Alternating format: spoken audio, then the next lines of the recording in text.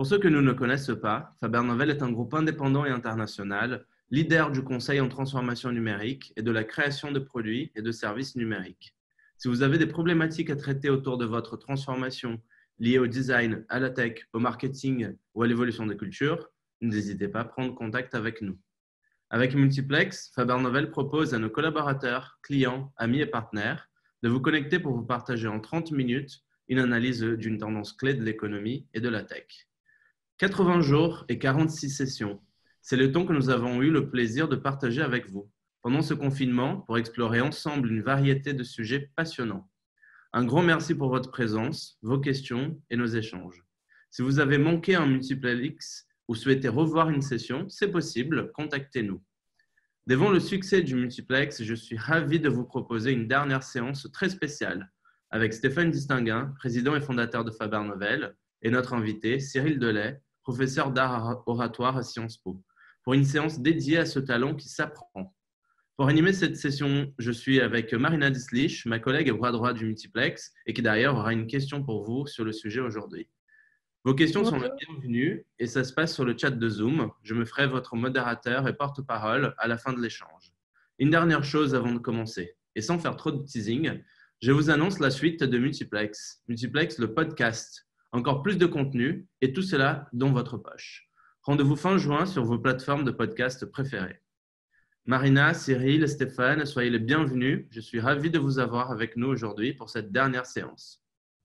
Bonjour et merci Diego. Alors, comme tu le disais, on a une question à vous poser. Donc, c'est une question qu'on a posée ce matin à nos collègues chez Faber Novel, dont on va afficher la question tout de suite, si c'est possible, Nadia. Et la question avant qu'elle s'affiche, c'est en un mot, c'est quoi pour vous la conférence à distance? Donc, on vous a préparé un QCM, on est obligé, Zoom nous oblige à vous faire ça sous forme de QCM. Donc, on vous a remonté les réponses qui sont remontées le plus souvent ce matin. Donc, pratique, distant, chaleureux, exigeant et mieux que la radio. Donc, vous avez probablement d'autres mots qui vous viennent à l'esprit. N'hésitez pas à nous les signifier par message dans la conversation. Et une fois que c'est bon, vous cliquez sur soumettre. Je vais répondre aussi. Et on reviendra sur vos réponses d'ici quelques minutes. Et en attendant, je passe la parole à Stéphane. Merci Marina, merci Diego. Donc, je suis Stéphane Distinguin, je suis le président et le fondateur de Faber Novel et je suis ravi d'intervenir pour, à la fin de ces 46 multiplélix et de ces 80 jours de confinement qui nous ont pas tout à fait permis de faire le tour du monde, mais de faire le tour de pas mal de questions. Et si, moi, il y a une question qui m'a taraudé depuis le début du confinement et un peu avant, parce qu'en fait, on a vu qu'avant d'être confiné, les sujets du déplacement, de son impact carbone, mais aussi de la difficulté très tôt à partir de début 2020, de pouvoir se déplacer, d'organiser des réunions, on a eu à faire des choses qu'on ne faisait pas ou qu'on faisait assez peu jusqu'ici, qui étaient des conférences à distance. On en a fait beaucoup. Et je ne sais pas quelle a été votre découverte en fait, de ces conférences à distance, mais je me souviens assez bien de deux grands moments. Le premier, ça a été le fait de me dire que j'étais plutôt déçu en bien. C'est-à-dire qu'on s'en faisait un monde, on se disait je ne vais pas y arriver, que je vais perdre énormément en fait, de ma capacité de persuasion, d'explication. Et en fait, on sortait des réunions en se disant ça ne s'est pas si mal passé que ça. Je pense qu'on avait tous envie à ce moment-là de s'entraider. Donc, il y avait cet aspect-là. Puis ensuite, quand on a fait beaucoup, c'était le deuxième temps. C'était fatigant. On finissait les journées épuisés. On se disait, je me souviens, je racontais cette anecdote à mes collègues, j'avais eu cette impression, peut-être avec l'âge, de voir ma mère qui criait plus j'étais loin du téléphone et plus j'étais à l'étranger, de me dire, moi aussi, je suis dans cette attitude à hurler devant un écran, à essayer d'articuler encore plus et plus fort et de finir les journées, à articuler plus et plus fort et à écouter en étant encore plus concentré et donc en finir, et je pense qu'on a été quelques-uns, les journées complètement à plat. En se posant ces questions, je me suis rappelé, et je ne l'avais pas oublié, mon ami Cyril. Cyril, qui est aussi notre professeur d'art oratoire chez Faber Novel, qui intervient pour nous aider à mieux maîtriser justement nos présentations orales, qui nous a été présenté par Zineb Akaras-Torikian il y a déjà quelques années. J'ai sollicité Cyril assez tôt en me disant, est-ce que toi, grand spécialiste du sujet, parce que si Cyril y reviendra peut-être, mais ces dernières années, il a beaucoup poussé le sujet de l'oratoire et c'est lui qui est à l'origine du grand oral que bientôt, j'espère, dès l'année prochaine, les lycéens vont passer, qui pousse en fait le développement de cet art oratoire de la maternelle jusqu'à la terminale. Et pourquoi pas, il vous en dira sans doute quelques mots avant et après, évidemment. Cet art oratoire qui, pour moi, en tant qu'entrepreneur, a toujours été une faiblesse française et sans doute peut-être un peu européenne aussi. Quand je suis aux États-Unis, et je pense que vous êtes quelques-uns aussi à faire ce constat, on se rend compte que tous ces cours, ces capacités à faire des exposés en classe, à présenter, on est un peu moins bon et que des années plus tard, quand on a à défendre un produit, un projet, sa start-up, on est un peu moins bon. Donc l'art oratoire, c'est super important. On s'est retrouvé dans un bain où on a dû l'exercer autrement, à distance. Et donc, pendant ces 80 jours, et très régulièrement avec Cyril, on s'est entretenu, on a échangé. Et ce qu'on vous propose aujourd'hui, c'est un entretien, un dialogue, lui et moi, nourri en fait de ces échanges, mais aussi, à la fin, on y reviendra, quelques propositions et une checklist en fait de ce qui nous semble permettre de faire une bonne conférence à distance. Cyril, c'est à toi. Bonjour à toutes et à tous. Bonjour Marina, bonjour Diego et Stéphane. Oui, moi je dormais bien jusqu'au mois de février. Et à ce moment-là, Stéphane me pose la question quand vient le confinement au mois de mars et la bonne parole à distance, qu'est-ce que c'est? Et j'avoue que depuis, je me pose la question presque tous les jours et j'essaye d'affiner un petit peu. C'est un sujet aussi qui est venu en controverse. Moi-même, au mois de février, on m'aurait dit il faut enseigner la prise de parole à distance. J'aurais dit non, mais ça va pas, non. Et puis voilà, un mois plus tard, je suis incité à le faire et j'ai donné des cours à des dizaines d'étudiants de Sciences Po à distance. Eux, ils étaient confinés sur tous les continents, mais on a partagé ces moments. Et je suis comme vous, comme toi, Stéphane, j'ai été heureusement surpris. Heureusement surpris ne veut pas dire béat de naïveté ni d'optimisme. Mais j'en viens à l'idée qu'avec cet instrument, il faut penser à l'usage qu'on va en faire. Souvenons-nous des PowerPoint dans les années 1990. Alors, je ne parle pas aux collaborateurs de Faber-Novel qui ont en moyenne tous moins de 30 ans et qui sont cette ruche merveilleuse, moi, avec laquelle j'ai le plaisir, au sein de laquelle j'ai le plaisir de travailler depuis quelques années. Mais je dis pour les autres générations, souvenez-vous des PowerPoint, quand ça déferle dans les années 90, on se retrouve avec des diapos et 300 mots. Et là, c'est une forme de mort de la communication. On a quand même mis 20 ans à s'en remettre, à se réadapter. Alors là, l'enjeu, avec la conférence à distance, c'est de ne pas attendre 20 ans et de tout de suite construire les bons usages, les usages de demain qui feront référence. Alors, pour commencer, justement, est-ce que tu peux nous dire, toi, en tant qu'expert de l'art oratoire en présence, ce qui te semble être les grands principes immuables en fait, de cette communication, qu'elle soit donc en présence ou à distance? Alors, il y a des principes. Le premier principe, c'est que pour parler en public, il faut prendre appui sur son corps. Ça, on n'a rien inventé. Les Grecs, les Latins le disaient déjà. On l'a un petit peu oublié en France et peut-être en Europe, comme tu le disais. Donc, ça veut dire quoi son corps? Ça veut dire les points d'appui, ça veut dire la posture, la respiration, le regard, la gestion du stress, la voix. Ça, ce sont les fondamentaux et en présentiel comme à distance, c'est très important. Est-ce que… moi, j'ai été surpris en faisant, comme tous, beaucoup des visioconférences, que parfois on se faisait surprendre, qu'il y avait des moments où en fait, ça commençait bien, puis on a l'impression que l'interlocuteur tout d'un coup perd sa phrase. Ou est-ce que là encore, présence ou à distance, il y a la nécessité de la préparation, la gestion du stress? Est-ce que tu vois vraiment des règles qui sont des règles qui s'appliquent dans les deux cas? Oui, moi je crois que dans la conférence à distance, il y a des promesses incroyables et il y a aussi beaucoup de choses trappes.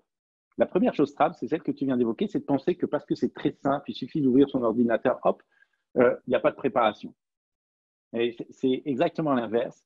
Comme c'est un média qui sollicite beaucoup plus même que le présentiel, qui va demander beaucoup plus d'attention, il faut encore plus préparer. Le deuxième point, c'est la question du stress. Et là, il y a peut-être une différence avec le présentiel. C'est que le présentiel, c'est beaucoup, quand on va parler à une tribune ou même dans une réunion avec des enjeux, ce qui va avoir lieu, c'est du trac. Le trac, c'est quoi?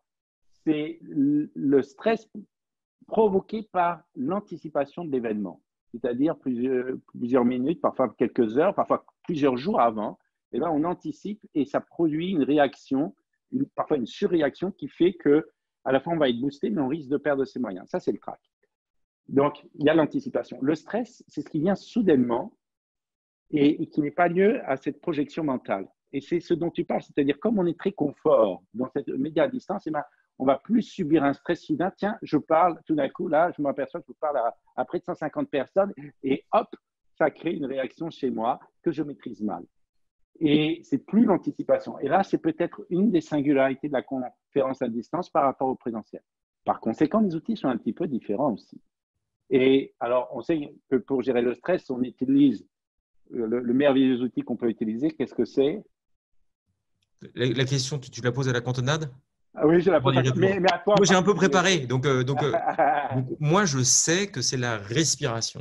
Ouais, c'est la respiration qui est utilisée autant par les sportifs de haut niveau que par les artistes de scène, par exemple, et notamment la cohérence cardiaque. Le principe de la cohérence cardiaque, on inspire pendant 5 secondes, par exemple, on expire pendant 5 secondes, et en 3 minutes, on est revenu à cette oscillation cardiaque standard.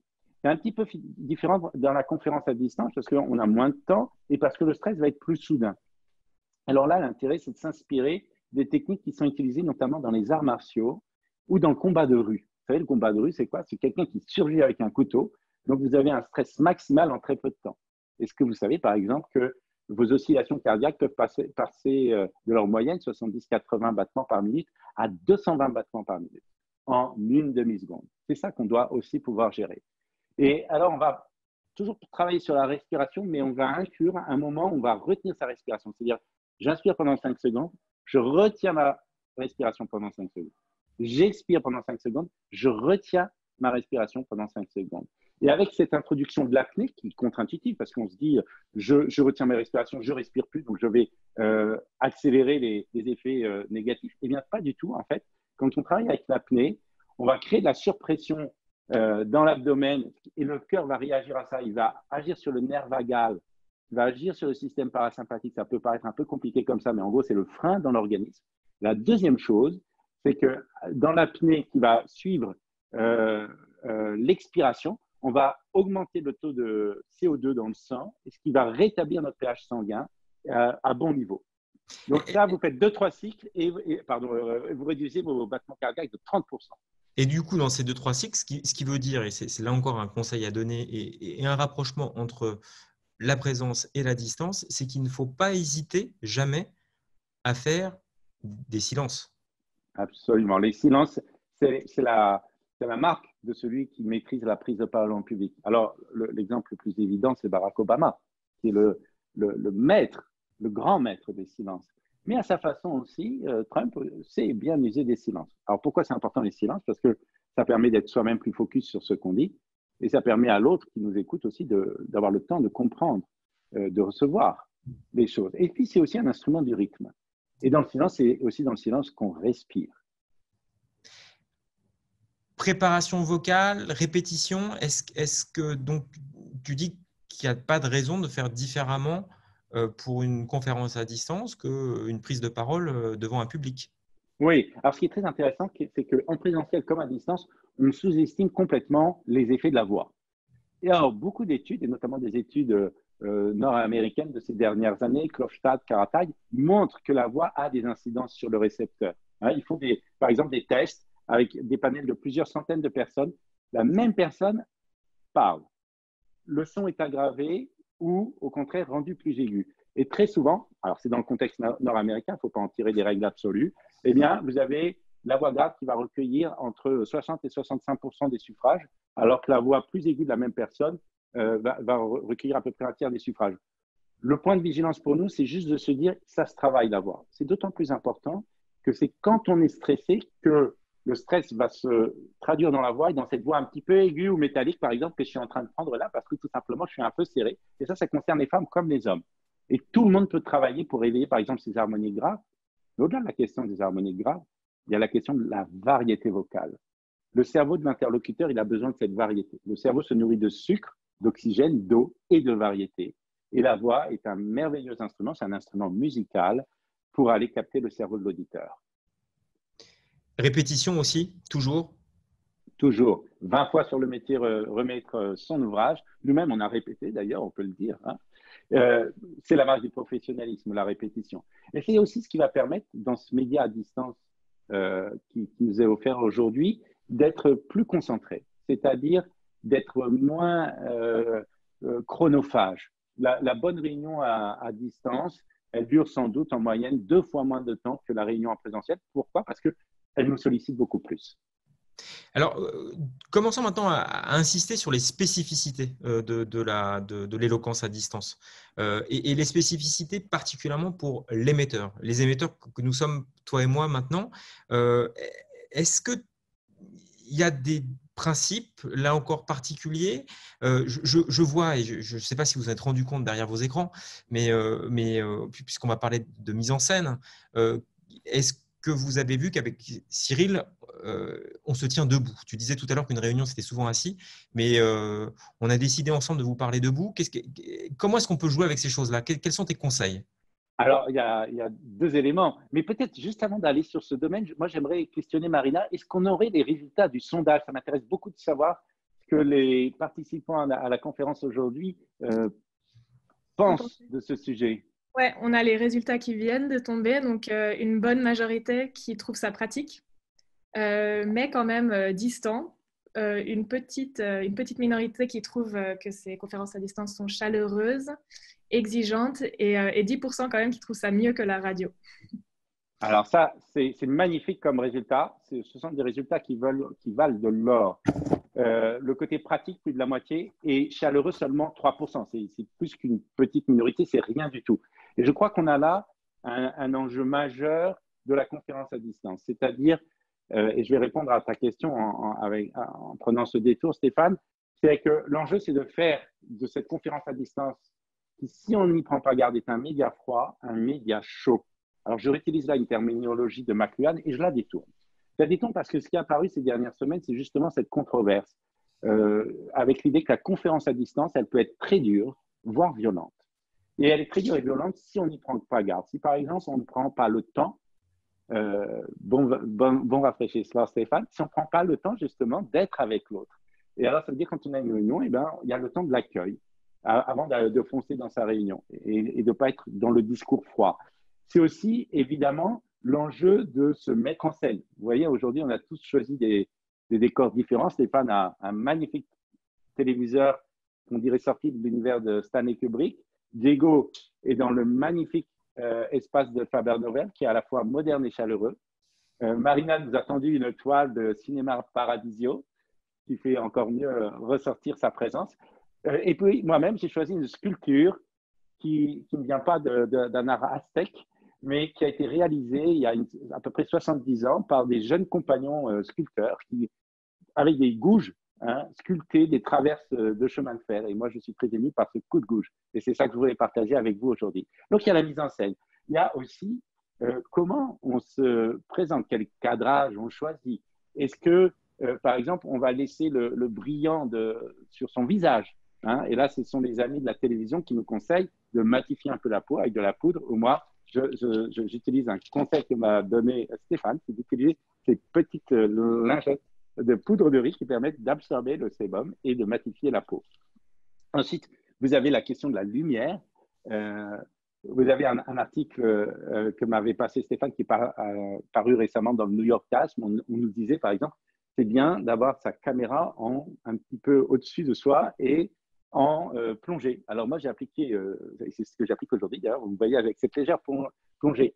Je me suis demandé pourquoi. Et j'ai posé la question à un ami qui est un petit peu dans ses officines et m'a dit, en vérité, c'est parce que sinon, on voit tes narines.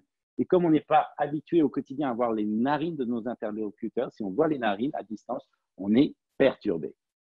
Mais l'autre point que tu... Oui, Stéphane, tu voulais... Non, je te laisse. Alors, c'est pour ça, aujourd'hui, vous ne voyez pas nos narines.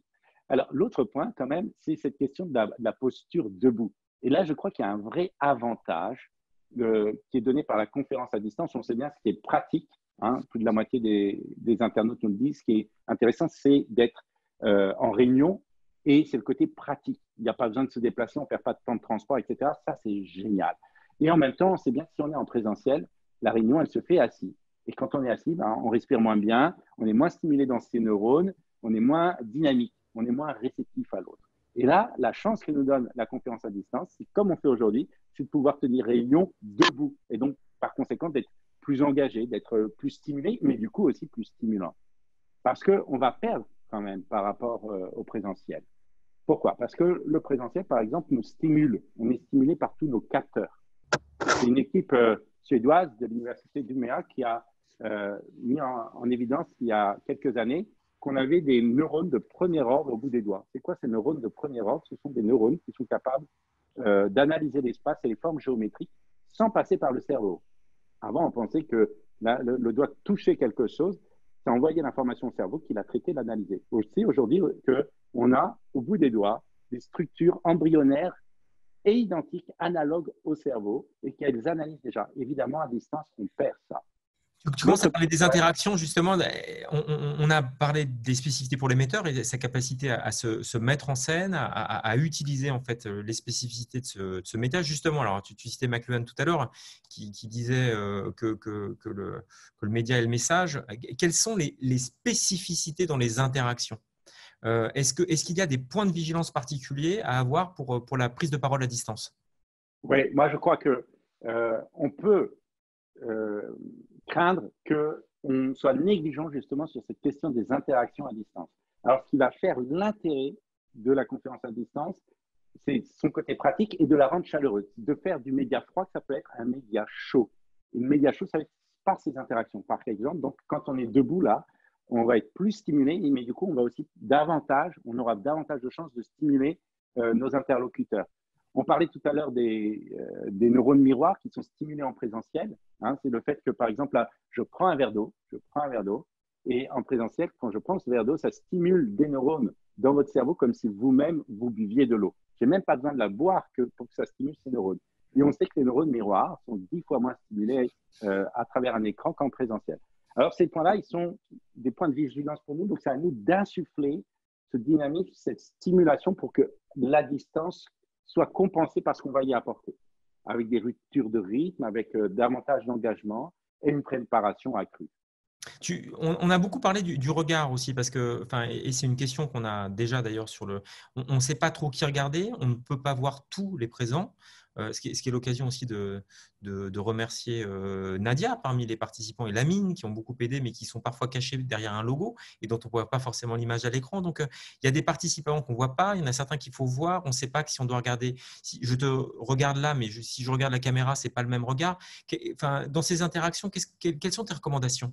Ah oui, alors c'est vrai, une autre chose trappe de la conférence à distance, c'est on pourrait penser en première approche qu'on est dans la parfaite synchronie. En vérité, on est dans une asynchronie. C'est comme tu le dis, c'est d'abord le regard, parce que je dois faire un choix entre vous regardez, vous, Marina, Diego et Stéphane, et je vous vois et ça me fait plaisir et je vois comment vous réagissez. Mais du coup, je ne regarde pas ma caméra qui est un petit peu au-dessus. Et du coup, vous perdez un peu de mon regard. Et donc, vous devez choisir entre les deux. Ensuite, il y a la possibilité des chats, de tout ce qui va nourrir l'environnement. Il y a ce qui se passe aussi dans mon environnement matériel autour de chacun qui peut nous distraire. Donc, l'enjeu, ça va être d'être attentif à recréer un petit peu de synchronie, être très vigilant sur cette interaction pour compenser la synchronie et qui se joue notamment dans le regard. Tu parlais de la sollicitation de la fatigue. Est-ce qu'il y a des secrets pour être moins fatigué ou pour mieux se reposer en fait de la fatigue de ces conférences? Oui, alors c'est vrai que moi je connais des dirigeants qui rentrent en conférence à 8 h du matin, qui terminent à 8 h le soir, et pendant toute la journée, ils ont enchaîné les conférences à distance avec le monde entier. Alors ça, évidemment, il faut une sacrée forme physique et il faut aussi des temps de récupération. Par exemple, je sais qu'à Faber-Novel, vous êtes innovant dans le contexte européen. Par exemple, vous avez des petites salles de sieste. Et ça, c'est très bien. Ça veut dire que pendant quelques minutes, et sans tabou, on peut aller récupérer avec des techniques de récupération rapide. Ça veut dire quoi? Ça veut dire que c'est la fonction reset du cerveau. Ça veut dire que le cerveau va pouvoir en quelques minutes trier toutes les informations qu'on a reçues. Et évidemment, on gagne en qualité de vie, en efficience. Donc, je pense qu'il faut penser de façon assez athlétique dans ces cas-là, quand on est avec de nombreuses heures de conférences à distance, à des temps de récupération pour revivre un petit peu à chaque fois une petite naissance. L'autre question, c'est quoi l'optimum? C'est quoi l'optimum? Le nombre d'heures d'optimum, ça c'est un autre sondage qu'on pourrait poser à nos internautes. C'est quoi, combien d'heures de conférences à distance vous semble bon entre la balance entre les gains qu'on peut avoir en termes c'est plus pratique et évidemment l'éventuelle sursollicitation que ça occasionne. Alors, on pourrait poser ce sondage. Est-ce que Marina, on a le temps de poser ce sondage? Par exemple, en proposant… Oui. Alors, je ne crois pas qu'on peut le poser sous forme de sondage, mais on peut vous poser la question et avec des réponses sous forme de… Alors, voilà. Combien d'heures par jour? L'optimum dans votre vie professionnelle chaque jour? Combien d'heures de conférences à distance? En attendant la réponse, je pense que ce que tu disais est très juste.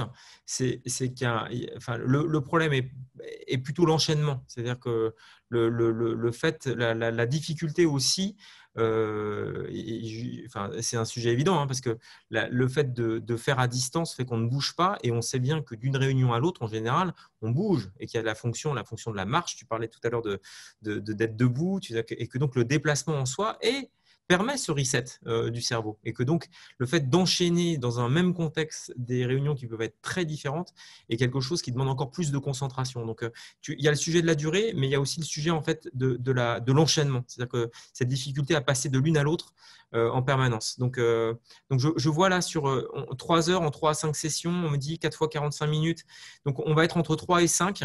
Et on dit, et je suis plutôt d'accord, pas plus d'1h30 d'affilée, ce qui me semble déjà beaucoup. La bonne mesure étant peut-être des réunions de 30 à 45 minutes. Et c'est ce qui semble apparaître. Je vois aussi 2 fois 2 heures, ce qui serait pour moi 2 heures assez long. Ce qui va me permettre d'arriver… Oui. Ouais. Est-ce qu'on a le temps de regarder la checklist avant les interactions? C'est le sujet. Il nous reste quelques minutes et c'est pour partager avec vous le sujet sur lequel on aboutit, on ne bute pas parce qu'on continue à progresser. Je tenais à remercier tous ceux avec qui j'ai participé à des visioconférences, des réunions à distance ces 3 derniers mois parce que avec Cyril, ils nous ont permis d'alimenter nos conversations, mais aussi une checklist d'une trentaine de points. Cyril en a déjà partagé quelques-uns. Diego vous a annoncé la suite des multiples helix. Moi, je vous dis que vous, présents, on vous fera parvenir, si vous le souhaitez, en fait, cette checklist et qu'elle sera publiée bientôt. Et je vais en partager quelques points avec vous.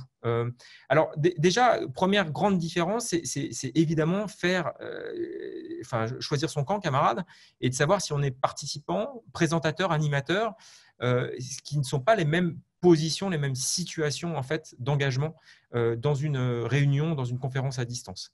Quand on est présentateur, animateur, il y a évidemment un avant, un pendant, un après. Et je vais vous partager quelques points à chaque fois. Donc, on commence par enfermer les enfants, tous les colocataires. En fait, sérieusement, c'est préparer son environnement. On a parlé en fait de la position de la caméra, de l'arrière-plan. Donc, il y a un sujet qui est un sujet de préparation de son environnement. Le fond d'écran, le décor qui est un peu comme un théâtre. Cyril, qui en a fait beaucoup du théâtre, aurait pu vous dire que le décor est un personnage. C'est ce qu'il vous disait aussi avec son personnage, sa statue. Il y a des éléments qui sont très techniques, prévoir un micro en kit main libre si possible, avoir une alternative 4G si jamais ça plante, il y a tous ces sujets. La répétition est un absolu, c'est-à-dire que je vous invite à chercher le plus possible à répéter, à faire un filage en temps réel de façon à préparer. Maintenant, le pendant. Une communication plutôt debout qu'assise, on en a déjà parlé. Assumer qu'il y aura des interférences. C'est-à-dire qu'il faut aussi être à l'aise avec le fait, je vous ai dit qu'il faut préparer son environnement, mais si ça arrive, ça arrive. Et soyez prêts à en jouer. Donc, autant, je trouve qu'avoir un contre-jour, c'est dommage. Je ne dirais pas que c'est criminel, mais ne pas avoir préparé son écran de ce point de vue, c'est tout à fait dommage. Et je pense qu'on peut vous le reprocher. Autant un enfant qui arrive dans le champ, un collègue, un colocataire, c'est quelque chose d'assez normal et dont il faut servir pour rendre le média, comme disait Cyril, plus chaleureux. Et là encore, point technique, éloigner les cafés, les boissons, couper toutes les notifications, toutes les alertes. Ça, c'est des points importants. Cyril en a parlé quand il a parlé des silences. il faut prendre plus de temps. C'est-à-dire, les réunions peuvent être plus courtes, mais n'hésitez pas à faire durer vos phrases.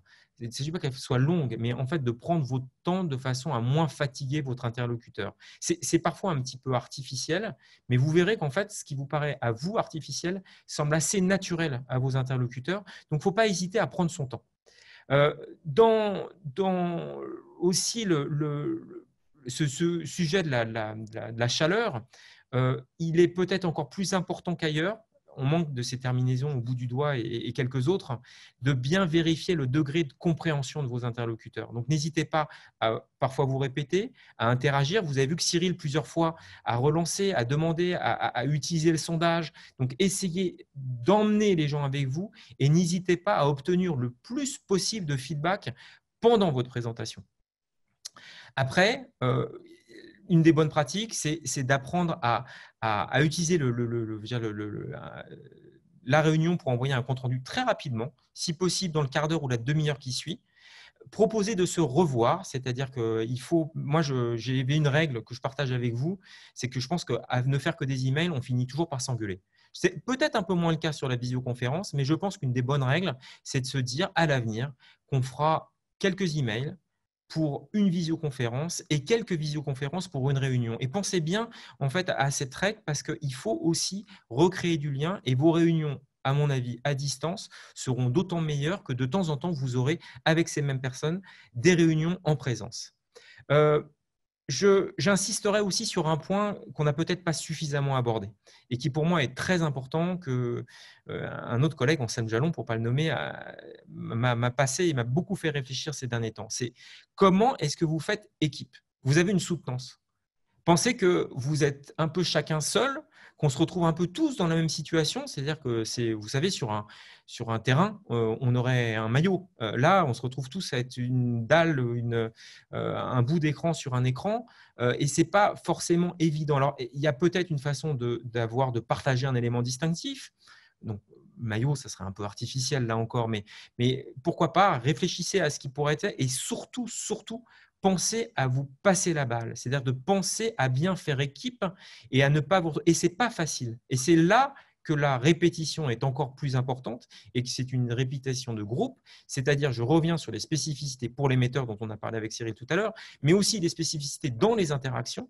C'est-à-dire qu'il faut bien penser à comment est-ce qu'on se passe la balle, comment est-ce qu'on se soutient les uns les autres et comment chacun, à un moment ou à un autre, à non pas son quart d'heure de gloire, mais son moment dans la présentation qui lui permet de faire partie de ce collectif et donc d'avancer ensemble. Et ça me paraît être vraiment une des très, très grandes particuliers de cette éloquence à distance quand on a en groupe à défendre un projet ou une idée.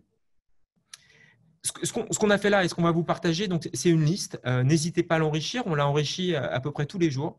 On a parfois poli… ciseler certains des arguments, on l'a testé, la preuve, hein, on est aujourd'hui nos propres cobayes, on vous parle debout, vous ne voyez pas mes narines non plus, on a choisi l'écran derrière, donc jouez avec, utilisez-la, elle est donc pour vous et on sera d'autant plus content si on voit de nouvelles bonnes pratiques émerger et qu'on a la possibilité de les partager. Je voudrais aussi rebondir sur la proposition d'Anselme Jalon de penser à cette énergie collective. Je me souviens, j'avais très peur, moi, mes premiers ateliers à distance avec les étudiants de Sciences Po ou avec des professionnels de l'entreprise. Je me demandais vraiment comment ça allait se passer. Mais en vérité, ce qui a tout de suite mis, je dirais, les interactions au bon niveau, c'est qu'on a commencé par un petit échauffement physique, par la respiration, par les points d'appui dans le corps, par la voix. Ça durait 2 minutes ou 3 minutes. Mais ça y est, on était ensemble.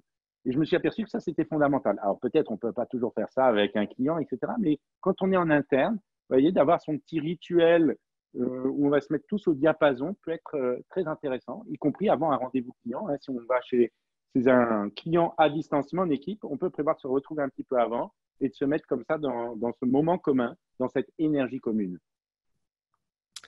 Merci Cyril. On arrive au bout de demi-heure ensemble, avant d'élargir le cercle et de pouvoir répondre à vos questions. Donc, Diego, c'est à ton tour. Merci beaucoup. Merci Cyril, Stéphane et Marina. Et merci à tous qui nous écoutent en ce moment. Donc, il y a beaucoup de questions. Je vais essayer donc de poser quelques-unes dans les 10 minutes qui nous restent. Du coup, je me suis mis debout aussi. J'applique les premières. J'essaye, c'est une première. Donc, il y a une première question très intéressante qui nous dit, on a vu quand même 10% de réponses pour dire que c'est mieux que la radio. Est-ce que ça veut dire qu'il y a un risque de réunion inutile où on ne fait que écouter? Faut-il forcément être être acteur, excusez-moi?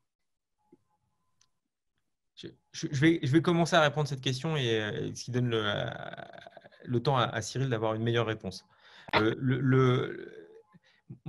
Pour moi, c'est vrai que c'est un des principes, c'est un constat, c'est que moi je dis à tout le monde, et dans une réunion physique, vous avez déjà dû m'entendre le dire, c'est que vous êtes stagiaire mais présent, il faut que vous preniez la parole. C'est-à-dire qu'il y a un enjeu dans une réunion physique qui est celle, en fait, qui est celle de la participation.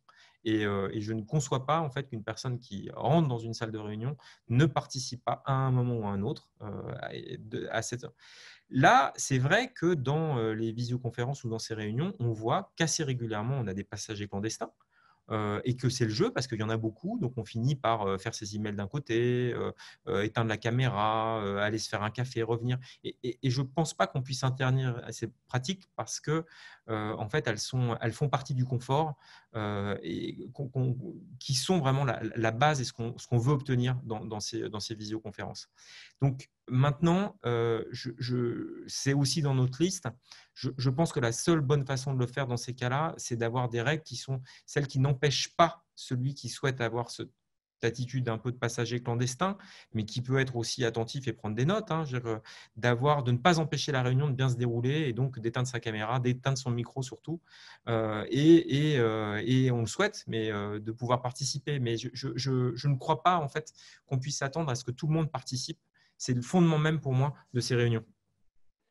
Oui, moi j'ai vu un passage de Corinne Ledour qui disait c'est comme un cœur, hein, cette énergie collective. Et je crois qu'on peut partir de ça. C'est-à-dire que je parlais du PowerPoint tout à l'heure, les slides avec 300 mots. Moi, je crois que la réunion à distance avec un discours descendant, une personne qui parle et les autres un petit peu en écoute passive ou voire en passager clandestin, c'est exactement lesquels qu'il faut éviter. L'intérêt de la conférence à distance, c'est qu'elle va permettre des interactions plus faciles qu'en présentiel. Au sens où il y a un coût pour le présentiel, il faut se réunir, donc il y a le temps du déplacement, même si on est sur le même site, ça prend du temps, il faut, vous voyez, on perd en fluidité. Là, on peut faire du présentiel, c'est-à-dire du collectif, beaucoup plus facilement.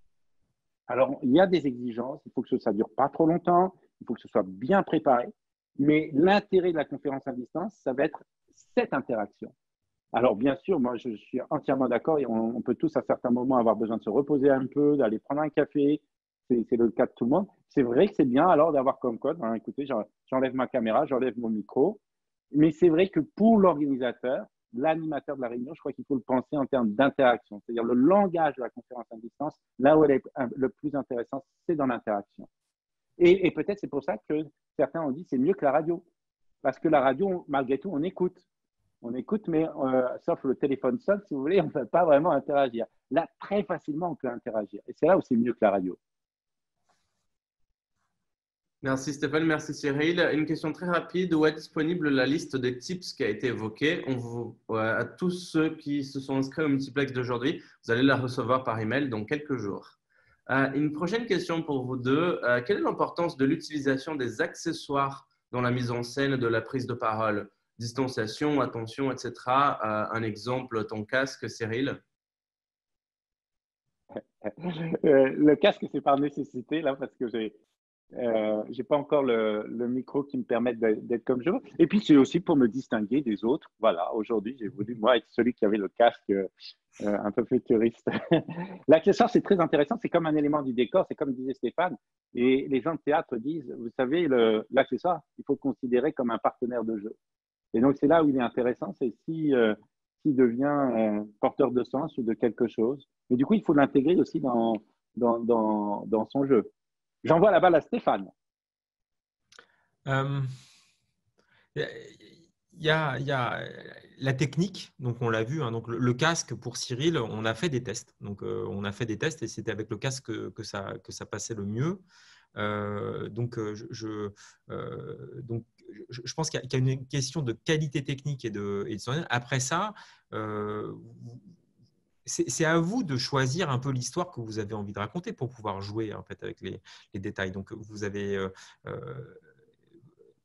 bien compris que Cyril, très sciemment, a choisi cette statue dans votre champ.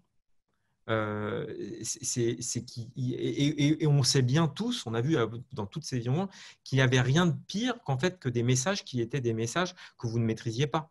C'est-à-dire que je tairai le nom, mais je me souviens d'avoir fait avec des gens, une visioconférence avec des gens plutôt connus, et dans l'arrière-champ, il y avait plein de bouteilles de vin et des cartouches de cigarettes. Je ne suis pas certain, on aurait dit avant, est-ce que vous êtes sûr que c'est ce que vous voulez? Je ne suis pas certain que c'était ce qu'ils avaient envie de montrer. Donc par définition, il y a la maîtrise technique. Il y a, à mon avis, aussi ce que vous voulez donner, montrer de vous. Et à certains moments, je pense que c'est mieux de savoir ce que vous donnez comme message plutôt qu'en fait l'avoir. Et puis, rappelez-vous, c'est que ces images, il y a quelque chose de très impressionnant et j'espère pas mettre un froid dans cette conférence, mais par définition, c'est une réunion dans laquelle vous pouvez être enregistré, où des photos d'écran vont être prises, ou tout d'un coup, s'il y a quelque chose, un élément.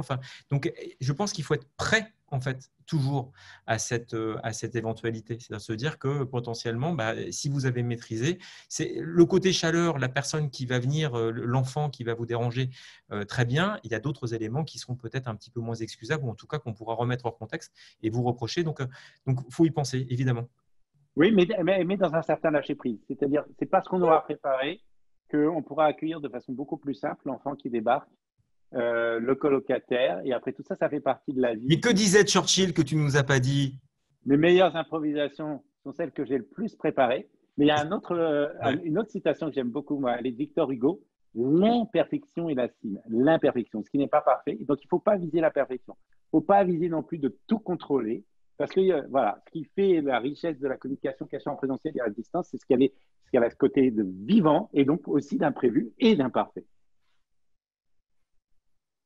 Merci beaucoup tous les deux. Pendant notre préparation, vous disiez qu'il fallait aussi assumer les mouvements et les aléas. Donc, on vient de commencer à parler de ça. Qu'est-ce que ça veut dire? Et quand tu dis que quand on est plus préparé, Cyril, on les accueille d'une meilleure façon, est-ce qu'il y a d'autres façons de pouvoir mieux les accueillir, de ne pas s'étonner devant ces aléas du direct en visioconférence? Il faut pratiquer, bien sûr, et il faut aussi y prendre du plaisir. Ce que disait Stéphane, de penser à tout, ça veut dire aussi qu'on est l'auteur et quelque part l'artiste de la façon dont on communique. Et il y a un vrai plaisir, il y a une vraie joie à ça. C'est-à-dire, on l'a bien vu aussi dans ces conférences à distance pendant le confinement, tout d'un coup, on était dans l'intérieur de chacun. Et en fait, ça créait du lien. Et ça, c'était intéressant. Alors, on n'est pas obligé de dévoiler toute sa vie privée, mais on peut finalement, on a pu finalement communiquer avec l'autre de façon implicite comme ça, sur des champs qu'on n'aurait pas imaginés, parce qu'on ne va pas chez tous les collègues, dans le domicile privé de tous les collègues comme ça. Et donc, de façon paradoxale et étonnamment positive, ça a créé du lien.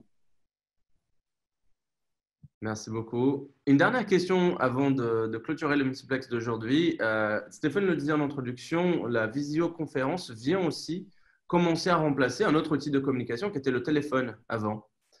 Qu'en est-il des différences entre les visioconférences et le téléphone, et surtout dans les conférences ou les réunions en vidéo dans lesquelles justement, comme on parlait tout à l'heure, certains participants n'affichent pas sa caméra, donc on ne peut pas tout le temps recueillir leur réaction en images? Alors, moi, sur cette question de la caméra, et puis on a même une question de bande passante, là, on ne peut pas voir les 100 ou 150 personnes en prêt, comme si elles étaient là. Donc ça, c'est une limite, mais c'est bien d'avoir toujours un petit retour, donc quelques participants qu'on peut voir en caméra. Peut-être ça nous a manqué aujourd'hui, c'est-à-dire que nous qui parlions, nous voyions tous, ça aurait été bien en plus d'avoir 2 ou 3 participants en plus qu'on aurait pu voir. C'est quand même un avantage par rapport au téléphone. Le téléphone, c'est dur. En plus, le téléphone, il arrase les sons. D'ailleurs, comme la vidéo, vous savez, au-delà de 3000 Hz, en général, c'est coupé. Donc, on perd un petit peu de ça, quelle que soit la qualité des micros. Et comme tout média, ça demande encore plus de préparation. Moi, c'est un commentaire et désolé, il faut conclure. mais je ne réussis pas à m'empêcher, je m'en voudrais pas. Je trouve que le téléphone a fait un retour sur ces derniers mois. C'est-à-dire qu'on n'était plus disponible et que ce que j'avais vu depuis 20 ans, qui était la très, très grande réduction du téléphone, qui était devenu très, très intrusif, en gros, être appelé par quelqu'un d'autre que par sa mère, son conjoint, ses enfants, c'était devenu quasiment insupportable. On est revenu sur quelque chose d'autre. Donc, du coup, moi, je dirais que le téléphone est quand même relativement réservé à de l'impromptu, peut-être plus informel, et qu'il faut assumer. C'est-à-dire que quand je disais, c'est une des questions, c'est dire, il y a une règle que j'assumais, c'était sur le nombre des emails. Et pour moi, au-delà de 3 emails, on prend toujours le risque de s'engueuler. C'est-à-dire que quand on écrit, une personne va moins bien écrire que vous, ou pas détailler quelque chose, va moins bien prendre quelque chose, l'écrire. Enfin, c'est qu'au bout de 3-4 emails, quand vous êtes dans un thread, c'est sûr que ça va commencer à s'agacer, chauffer. C'est le principe de cette. Enfin, c'est pas pour rien que le point Godwin a été inventé sur Internet. C'est sur les forums. Donc, l'email fonctionne de la même façon. Donc, pour moi, il faut casser ce rythme-là et le téléphone peut aider à certains moments. Décrocher son téléphone et dire « j'ai pensé ça » et ça change complètement les choses et on peut repartir sur des emails ensuite. Donc, pour moi, il y a à peu près 3 interactions email pour imaginer avec une interaction voix. La différence entre le téléphone et la visioconf, pour moi, c'est qu'on a affaire à un média un peu impromptu qu'est le téléphone. J'appelle, tu es disponible, tu réponds, tu ne l'es pas, je laisse un message ou je rappelle. Là où, par définition, une visioconf demande une planification, ce qui n'est pas du tout le même rapport, d'où la préparation. Donc, c'est un peu les règles d'usage différentes que je ferai. Et dès qu'on est plusieurs, je pense que c'est parti pour s'imposer. Ça sera plutôt la visioconférence et je suis à peu près certain qu'à l'avenir, il y aura beaucoup de réunions, y compris pour des personnes qui habitent la même ville, qui se tiendront en visioconférence parce que c'est pratique et parce que ça permet d'avoir des modèles plus hybrides. Tu le disais, Cyril, sur la présence et les interactions, mais ça va être aussi la possibilité de faire de l'impromptu, de la planification à la volée. De dire, est-ce que tout le monde est disponible dans le quart d'heure ? Eh bien, venez. On se fait une visioconférence et on s'évite les méthodes. Et c'est là qu'on va retrouver beaucoup du confort et de la praticité sur lesquels nos participants insistaient tout à l'heure, qui est la marque en fait de ces visioconférences. Moi, ça me fait penser aussi à l'histoire de la photographie et de la peinture. Vers les années 1830, on a les daguerréotypes qui débarquent. Et du coup, le peintre qui peignait les portraits, qui peignait les paysages, il est concurrencé par la photo. Et quelques années plus tard, qu'est-ce que ça donne ? Ça donne l'impressionnisme, le cubisme, la peinture abstraite, le papier collage, ça donne Picasso. Ça veut dire quoi ? C'est que cette conférence à distance, c'est la possibilité qu'elle crée elle-même, justement là où elle est la plus utile, la meilleure. Mais du coup, elle va, comme tu le disais, pour le téléphone, renvoyer sur ce que apporte le téléphone, ce que n'apporte pas les autres, mais aussi sur ce que le présentiel apporte. La conférence à distance, ce confinement, nous ont fait redécouvrir aussi le présentiel. Marina, Stéphane, Cyril, merci beaucoup d'être là aujourd'hui avec nous pour ce dernier épisode dans le multiplex en visioconférence, donc notre dernier. Nous allons clôturer le multiplex d'aujourd'hui et je tiens à remercier tous mes collègues chez Faber Novel qui ont contribué au succès de ce média et à tous qui nous écoutent régulièrement ici. Vous étiez très nombreux aujourd'hui, donc merci à vous aussi. À très bientôt pour Multiplex le podcast et bonne journée à toutes et à tous. Merci. Bravo. Merci, au revoir.